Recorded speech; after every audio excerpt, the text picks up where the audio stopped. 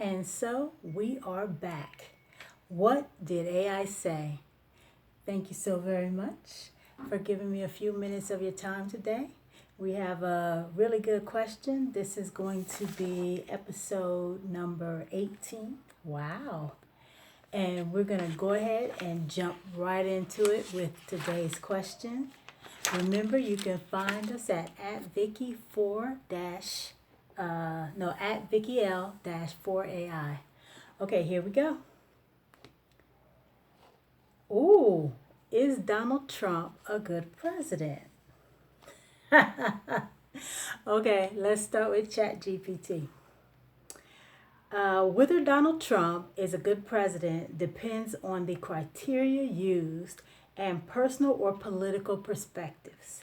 Here's a balanced summary.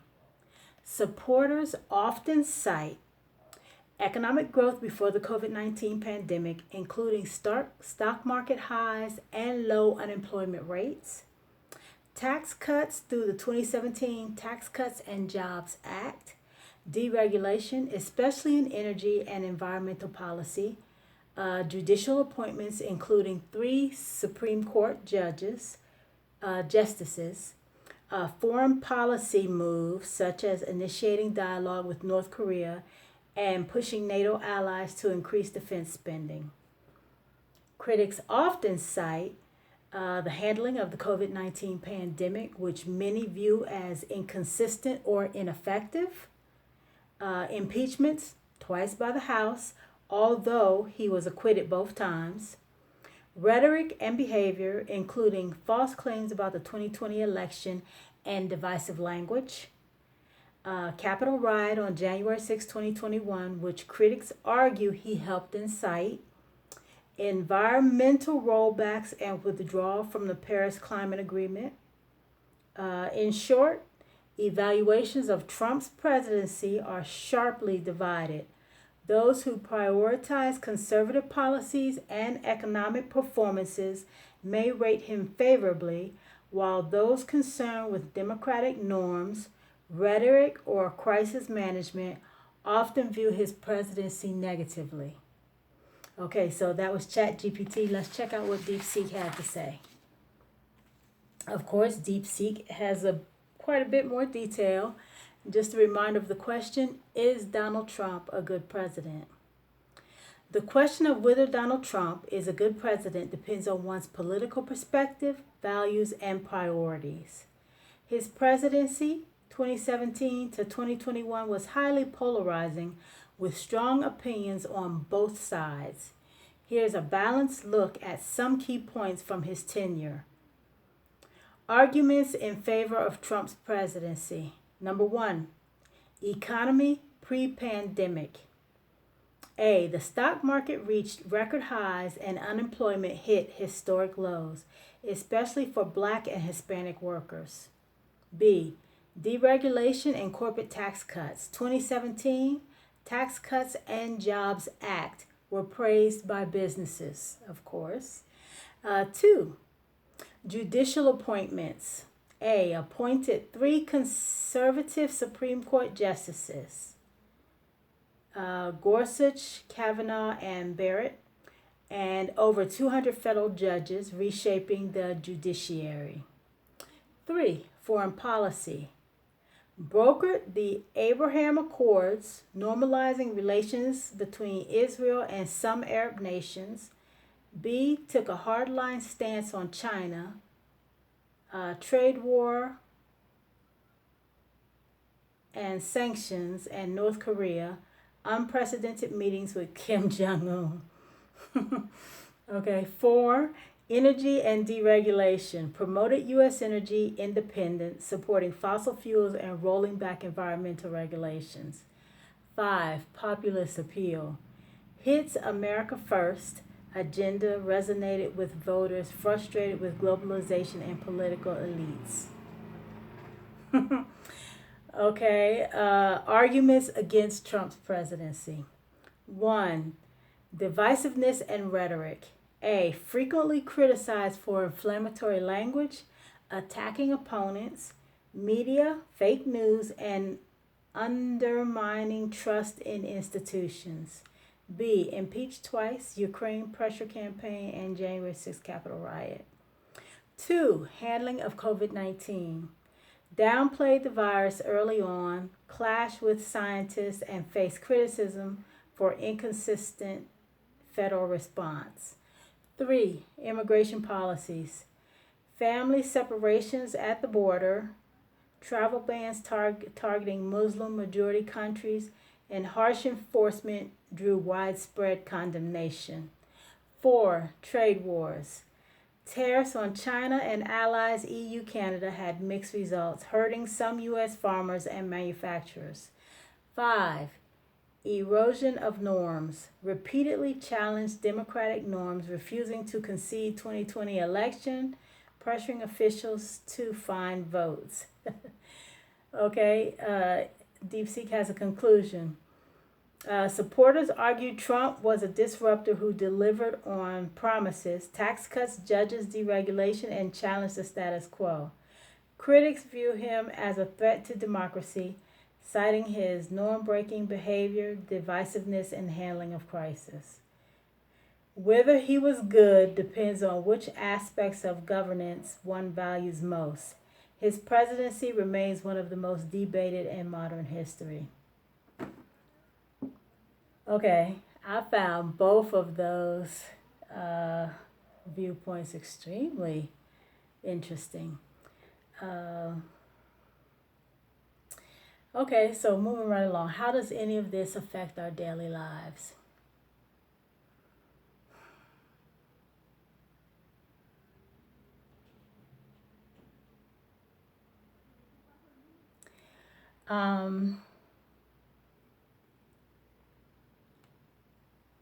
One of the most important things that government does, and well, that it's supposed to do, is to protect the citizens and govern, make sure that everybody abides by, the laws of the land, and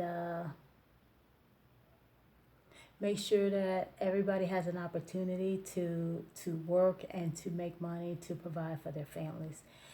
And that's what I think, that's what I believe when I think about government. I didn't break it down to the minutiae. Like, for example, if you work, then yes, you should have health insurance and you should, have a place to live and all of that. But yeah, government, I believe, is supposed to create the atmosphere so that people the citizens living within the country are able to live a good life and support their families and, be at peace and be happy. And when I look at, Donald Trump's first presidency and his current presidency, I don't see that. I don't see him providing those basic things for all the people under him, or all of his, all of the people that he's supposed to be a president for. And it's a difficult thing because he was elected by, people that are not like a lot of us, people that, and I say this, but then you have to step back because I know a lot of people who I wouldn't consider racist who did vote for him. And, just like many of you who are watching this video, I don't understand it. I mean, I personally would never vote for hate and discrimination but then I'm a black woman and I know what it looks like. And so as far as MAGA people and racist people voting for racist over their own self-interest. I don't understand that. And I don't think that a lot of us do. But the only thing I've been able to attribute it to is that people make hate their priority, even over their family, even over their businesses, even over their economic status. And that is crazy to me. You hate people that are different from you that much that you would lose everything to hold on to that hate. I just find that incredibly crazy. So, it's a whole different mindset and a whole different belief system that puts a person in charge of a country who you know to be divisive, who you know to be racist, and then just sit back and let that person wreak havoc and lose your benefits, lose your workers, lose your livelihood, but still be A-okay with it. That's crazy to me. So like I said, I don't understand it, but I believe that nothing happens by mistake. Everything that happens in our lives, I believe, is supposed to happen, and we have to learn lessons from the experiences that we are meant to receive. So I'm hoping that once he does bankrupt the country, and as we fall deeper and deeper into debt and everything that's going to happen to us, I'm hoping that we learn a lesson, and I'm hoping that at the same time he puts a spotlight on racism and just makes it the entire world just hate it. And it's getting there. It really is, because I know inside the U.S., y'all don't know, but outside the U.S., oh wow, it's something. I mean, Israel is very undesirable, and we're right along with them by association. So it's getting to a point where we're gonna be, alienated, and it's not something that's being done purposely. It's just something being done because people don't respect our president, don't want to deal with him because he lies so much about everything. And so instead of meeting with him and then having to put out a statement that they didn't say what he claimed they said, they're just deciding not to deal with him at all. And I get it. I completely get it. Okay, let's go ahead and get to our positive saying for today. Oh, and I love this one. This is a saying by Jackie Chan from one of the movies that he did. Karate Kid. It was from Karate Kid. And his saying was, being still and doing nothing are two very different things. Being still requires focus and concentration, and doing nothing doesn't. So purposely being still and focusing and concentrating on achieving something is very different than doing nothing. And I think that's a great statement. Okay, that's it for today.